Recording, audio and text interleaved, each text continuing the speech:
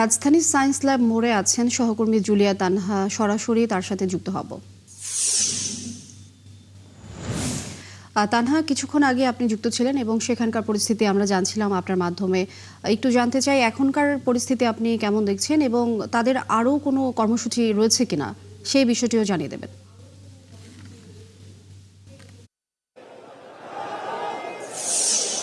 Linyi, আপনি যেমনটি বলছিলেন, 7 কলেজের জন্য প্রস্তাবিত ঢাকা সেন্ট্রাল বিশ্ববিদ্যালয়ের অধ্যাদেশ জারির দাবিতে কিন্তু শিক্ষার্থীরা দুপুর 1টা থেকে সায়েন্স ল্যাব মোড় অবস্থান নিয়েছেন। এবং আমি যদি আপনাকে একটু বলি, দুপুর 1টা থেকে নিয়ে এখন বেলা 3:15 বাজে এবং এখন পর্যন্ত তারা কিন্তু এই সায়েন্স ল্যাব মোড়েই অবস্থান করছে। এবং তারা যেটি বলছেন যে আজকে উপদেষ্টা পরিষদের যে সভা হয়েছে সেই সভায় ঢাকা সেন্ট্রাল ইউনিভার্সিটির অধ্যাদেশ হালনাগাদ খসড়া অনুমোদনের পাশাপাশি রাষ্ট্রপতির মাধ্যমে চূড়ান্ত অধ্যাদেশ জারি করতে হবে, এটাই তাদের মূল দাবি। এবং তারা যেটি বলছে যে এই দাবি যদি আজকের মধ্যে মানা না হয় তাহলে এই যে কর্মসূচি সেটি লাগাতার হয়ে যাবে।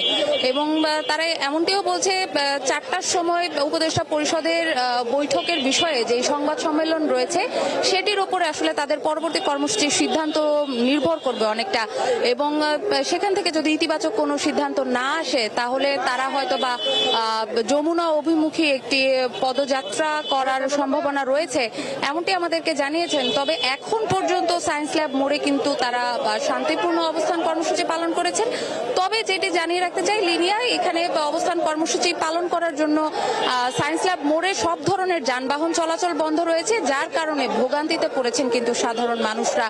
এবং অনেককেই কিন্তু দেখা যাচ্ছে সপ্তাহের শেষ কার্যদিবস হওয়াতে মানুষের ব্যস্ততাও একটু বেশি এবং সড়কে যানবাহনের পরিমাণও কিন্তু অনেক বেশি এবং ভোগান্তিও মানুষের অনেক বেশি হচ্ছে। আমরা যেটি দেখেছি যে 1.5 থেকে 2 ঘন্টা পর্যন্ত মানুষ রাস্তায় বসেছিলেন এবং অনেকে বাসে বা রিক্সা করে যাওয়ার চেষ্টা করেও আসলে ব্যর্থ হয়ে হেঁটে যাওয়ার চেষ্টা করেছেন।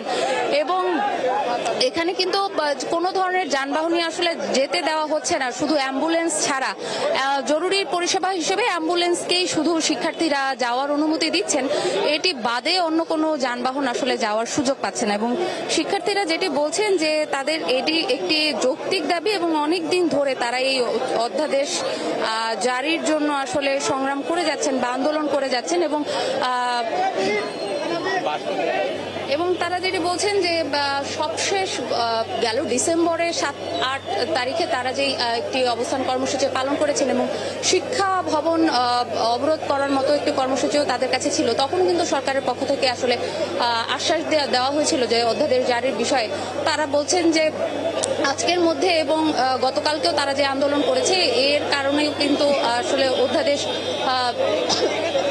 অধ্যাদেশ নিয়ে সুনির্দিষ্ট কোনো সমাধান তাদের আসেনি। এবং আজকের মধ্যে যদি এই সমাধানটি না আসে তাহলে এর থেকেও হয়তো আরো কঠিন কোনো কর্মসূচি তারা দিতে বাধ্য হবে।